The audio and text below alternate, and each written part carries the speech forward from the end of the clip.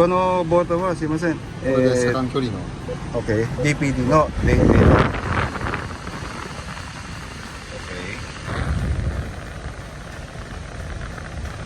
すごい。で、他のはスピーカー、電話、そう音量、スピーカー、Bluetooth、Bluetooth。OK。で、これはテレフォン or 携帯 or mobile ね。これはバックカメラ。これがサイドブレーキ。サイドブレーキ。Wow. Ichi ba tarashi. Okay guys, ito ang Philippine go.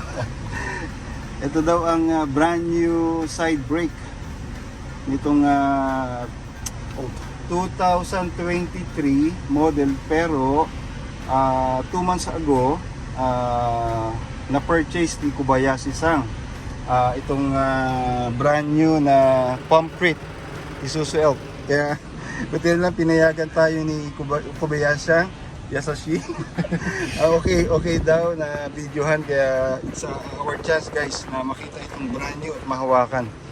Okay, and then sabi ni Kobayashi daw ang sensor para sa pag yung mag-a-alarm siya kung mababangga na. And then Kobayashi ABS? ABS camera. Camera. Okay.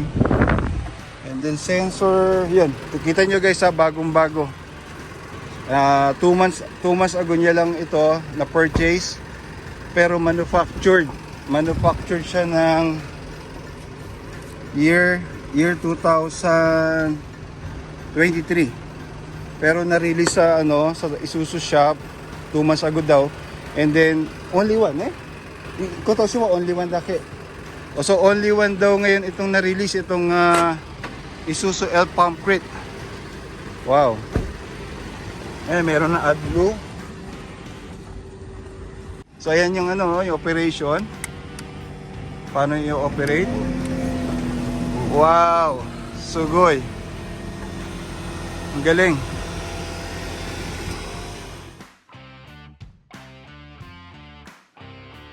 Yan po ang company name ni Kobayashi-san, ang kanyang construction business.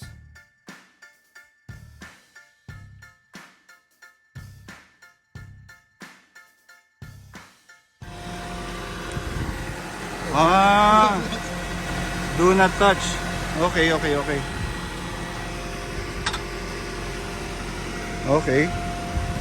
Buti pinakita niya sa ating operation paano mag up and down. Okay.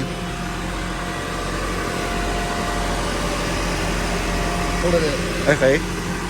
Control. Wireless remote control, ne? Okay. Remote phone. Okay. So push up. Wow, sugoi. And then down. Down. Ayun. Wow. Subarashi. Ano, Nedan? Okay, the price is 2,500 lapad. 2,500 lapad, kung di nagkakamali. 25 million ka na? About 25 million yen. Brand new. Isuzu Elf pump crate. And then ito ay 6 studs. 6 studs siya. 1, 2, 3, 4, 5, 6 studs. Ang size ng gulong ay R17.5. And then siya, molye.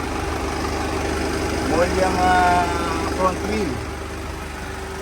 Kita nyo kung gaano siya ka brand new. First time ako maka-encounter.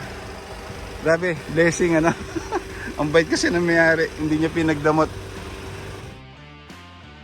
Shoutout po kay Kobayashi-san, ang may-ari nitong Isuzu Elf pump crate. Ang kita nyo yung yung kaibahan na ngayon ng mga handle. Okay. Ito na yung front headlight. Makita nyo yung difference. May sensor daw. May sensor ito.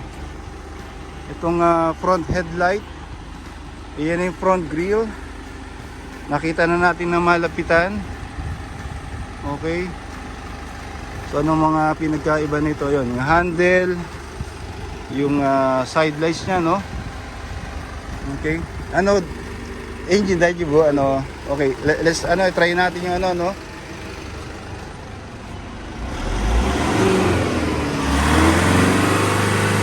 Grabe, sobrang tahimik.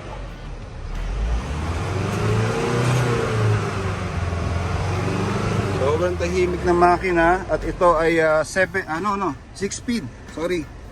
6 speed manual transmission. Ito ang steering wheel na niya. Okay. Yung dashboard. So nakita na natin ang difference nitong brand new Isuzu Elf. Kung ano itsura. Pero lahat po ito medyo electronic na po, ano? Zenbu computer. Yan pa rin. Computer na. Kaya mahirap na to sa Mendoza. Anyway, at least nagkaroon po tayo ng encounter. First time encounter dito po sa brand new Isuzu Elf na concrete.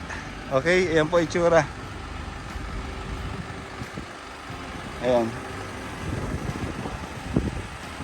Kita nyo po. Timing ang ating pagpunta dito sa home center. At natsyempuhan po natin na mabait itong may-ari nitong concrete. Thank you very much, Kobashi-san. Okay, so maraming salamat po muli sa inyong panonood. Doon po sa bago, paki-like, subscribe at pakita rin po ang notification bell para sa susunod ko mga magagandang video ay ma-notify po kayo. Maraming salamat po muli. God bless you all. Sayonara. Bye-bye. Thank you.